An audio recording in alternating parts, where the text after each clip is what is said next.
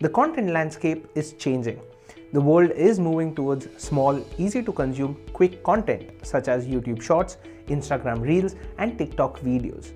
These powerful visual storytelling mediums are engaging for the audience and relatively easier for publishers to produce. Web stories have gathered a massive following and also secured a spot in Google Discover, which unlocks its reach to millions of readers.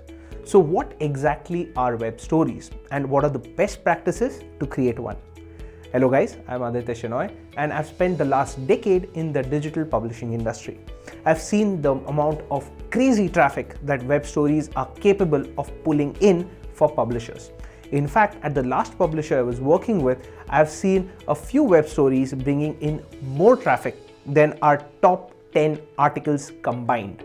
This makes web stories a lucrative avenue for publishers to pursue. But how does one go about creating web stories? I'll explain that in this video. So what are web stories? Web stories is a new format that enables publishers to narrate a story to their audience primarily using visual content. These are short, visually rich, mobile-focused interactive stories popularized by Instagram. Naturally, the next question that pops in your head would be, where do these web stories appear? Now they appear in Google Search, Images, and Google Discover, and they can also be shared across the web. Web stories are designed to provide a more engaging and immersive experience for users with a focus on visual storytelling. Unlike Instagram stories that only last for 24 hours, web stories last forever. The web stories show up in Google Discover, which is available on the -1 screen on Android smartphones, the screen that you see when you swipe right from the home screen. Google has also started displaying it on the web on the homepage of Google Chrome browser. It is also visible on the Google app in iOS. Now, since web stories are visually appealing, they are consumed more often than articles on Google Discover. News publishers gain a lot of traffic from web stories, and since these are easier to create, it's a win-win situation. Now, how can publishers go about creating web stories? So, web stories are different and will need specific tools to create it. If your publication is on WordPress, then you can use the official Web Stories plugin from Google. Publishers starting with web stories will need some specific tools for this. Google's official plugin offers multiple templates that help you get started with web stories. It is easy to use and does not require coding knowledge. Make Stories is another plugin for your WordPress website. An additional advantage of Make Stories is that it can also host web stories on its platform, allowing you to simply embed it in your non-WordPress website without needing any coding knowledge. Now this is ideal for small and medium-sized publishers that don't have a dedicated engineering resource.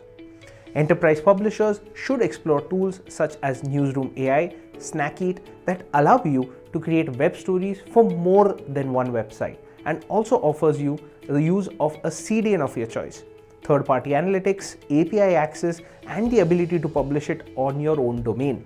If you want me to help you pick the best tool for creating web stories, drop a comment. I'll be happy to help.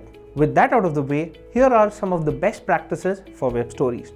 I'm going to break these best practices down into 3 different sections. The first one is for content, second is for design, and the third is SEO. Let's start with the content best practices first. A web story is very different from an article, and it needs to be visually heavy and needs to convey the message with as little text as possible. So use a catchy image and a hook that can grab your audience's attention. Web stories with videos have the maximum engagement.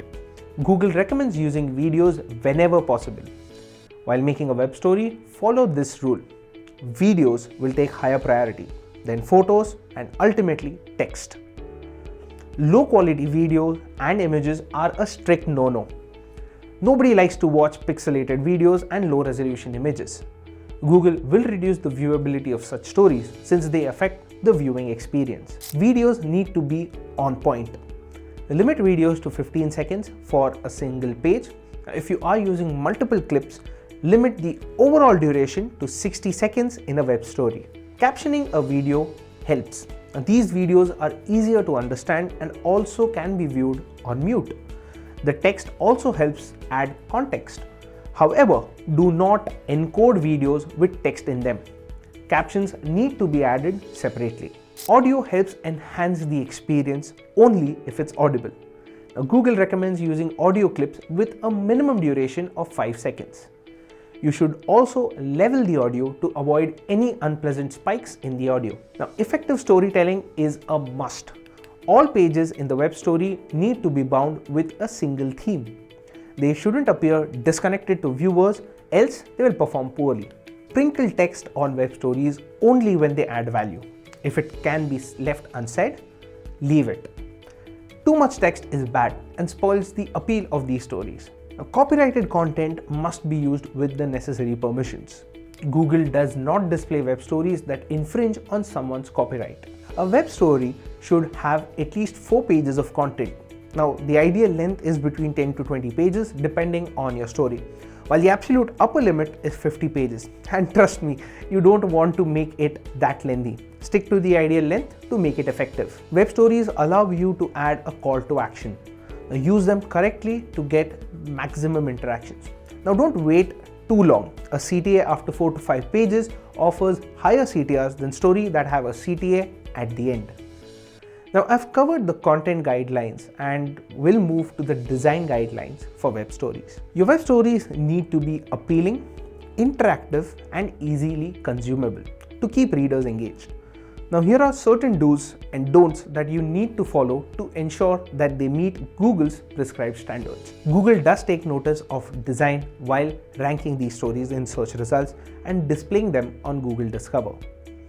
Ensure that your stories match the following prescribed standards to avoid it being dropped by Google. So keep your design simple. They should be easy to consume and avoid adding text onto the cover image.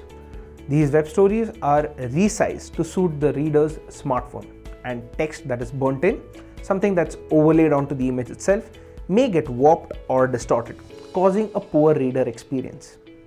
Use your publication logo in the cover image to help visitors recognize your brand. The logo needs to be a 1:1 aspect ratio image with a minimum resolution of 96 by 96 pixels. When you are using text on top of images or videos, ensure that they are legible. Now, text that is hard to read or burnt in will hamper the user experience. Keep a safety margin when using text in web stories. These stories are resized and scaled to meet the device requirements for readers. As a result, it can overflow or get cut when it's resized. Animations do wonders to grab audience attention, but avoid overdoing it. Using the same animation multiple times will cause fatigue to the viewer. Use a vertical image for the cover image with a 3:4 aspect ratio, and the minimum resolution needs to be 640 by 853 pixels. If you are adding a video to web stories, use a video that is shot in portrait orientation to avoid letterboxing on smartphones. Videos should not exceed 720 by 1280 pixels in resolution, so a 720p video will work. When using multiple pages with videos, enable pages to change automatically. Now, stories will proceed without the viewer input, enabling a hands-free experience. We now come to the SEO best practices for web stories. Just like you optimize the article for Google search, web stories too needs to be optimized. Now, here are some of the SEO best practices. Just like web pages, high quality content is the key to good SEO for web stories. Google recommends keeping the title length at 70 characters with 90 characters being the upper limit. Make sure you index your web stories. Don't add the no index attribute to web stories. Add self-canonical to your web stories. Now, each web story must contain a link that is ref equal to canonical tag to itself. Your web stories need to follow these metadata guidelines for AMP story. Never leave the title and description metadata fields empty. Google recommends adding structured data to web stories to help search engines understand the content and the structure of the story. To improve story discoverability, Google recommends adding alt text for every image file. Use AMP story page attachments to present additional information alongside your web story. This can be useful to provide extra detail, deep dives, or onward journeys for the content presented in your web story. Test your web stories before you start distributing. Since these stories are AMP based, you can use the Google provided AMP test tools to look for errors. Don't forget to include these stories in your XML sitemaps. This will help with indexing them better. Web stories are an exciting way to create as well as consume content. It also opens up avenues for publishers to engage audiences in a new manner while being able to monetize their efforts. Google Discover's recommendation push has also increased the ability of a publisher to find newer audiences. So there are a lot of upsides. What are you waiting for? Get started.